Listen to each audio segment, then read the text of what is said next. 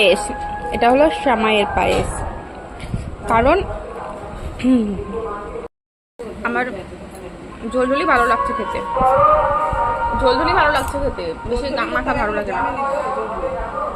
কারণ হচ্ছে আমার শ্বশুর বাড়িতে আতপ চালের পায়েস জন্মদিনে খায় না কেউ, খাওয়ার নিয়ম নেই, কিছু কারণের জন্য নেই। সেই জন্য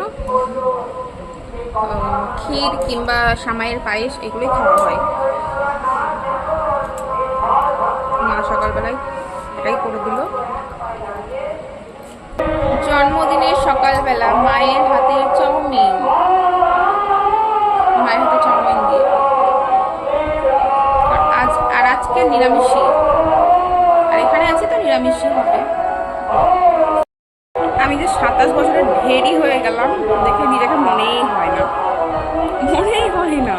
আমি তো এখনো স্কুলে যাই ড্রেস পরে, সবাই বলো হ্যাঁ আমি এখনো মাধ্যমিকের ছাত্রী। রিয়েলি তো সবাই তাই ভাববে যে আমি এখনো মাধ্যমিকের ছাত্রী। ভাবা যায় আর 3টে বছর গেলে আমি 30 বছরের ঢেরি হয়ে যাব, 30 বছরের মহিলা হয়ে যাব।